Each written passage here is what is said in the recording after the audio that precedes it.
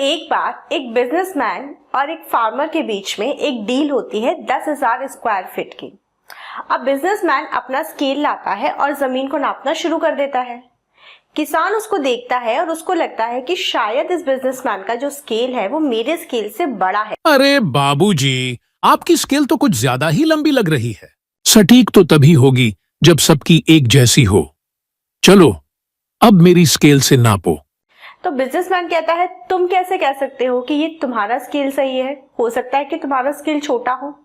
अब दोनों में बहस हो जाती है और दोनों लड़ने लगते हैं कि किसका स्केल अच्छा है। फिर वो दोनों डिसाइड करते हैं कि क्यों ना एक कॉलेज में एक प्रोफेसर है जो बहुत ही फेमस प्रोफेसर है, उनसे जाके पूछते हैं कि किसका स्केल सही है।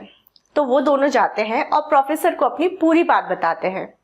प्रोफेसर उनकी बात को सुनता है और फिर उनको समझाता है। देखिए भाइयों, मापने के लिए दुनिया भर में अलग अलग तरीके थे। इसीलिए वैज्ञानिकों ने एक मानक यानी स्टैंडर्ड सिस्टम बनाया, SI यूनिट सिस्टम। इसमें दूरी को मीटर में मापा जाता है।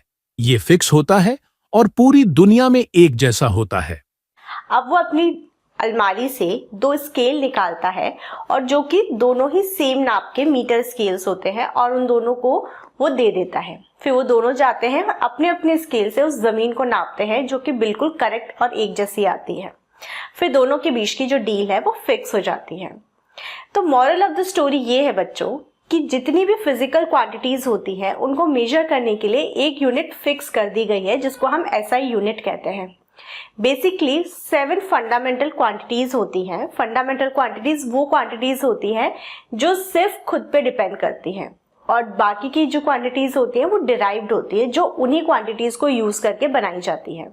तो 7 फंडामेंटल क्वांटिटीज होती हैं आपकी mass, time, length, temperature, current, amount of substance और इंटेंसिटी। अब इन 7 फंडामेंटल क्वांटिटीज के लिए जो यूनिट्स हैं वो भी फिक्स हैं। जैसे कि आप मास को हमेशा केजी में ही मेजर करोगे, लेंथ को हमेशा मीटर में मेजर करोगे और टाइम को हमेशा सेकंड्स में मेजर करोगे। अब ऐसा क्यों किया गया, क्यों यूनिट्स को फिक्स किया गया? फॉर एग्जाम्पल, मान लो कि इंडिया में जो मास है वो केजी में मेजर किया जाता और अमेरिका में वो ग्राम में मेजर होता और जापान में वो पाउंड्स में मेजर होता। तो आपको जब भी उनसे कन्वर्सेशन करना होता या आपको अपनी बात उन्हें बतानी होती तो हर बार आपको केजी को या तो ग्राम्स में कन्वर्ट करना पड़ता या फिर पाउंड्स में कन्वर्ट करना पड़ता और सेम उन लोगों को भी अपनी यूनिट से हमारी यूनिट पे कन्वर्ट करना पड़ता। तो इस प्रॉब्लम को ही खत्म कर दिया SI यूनिट को यूज करके। अब पूरे वर्ल्ड में कहीं भी चले जाओ, आपके लिए हर फिजिकल क्वांटिटी के लिए एक यूनिट फिक्स है और सब जगह वही यूज की जाती है। आई होप आपको ये वीडियो इंफॉर्मेटिव लगी होगी और अगर आपको लगी है तो please like, share and subscribe. Thank you.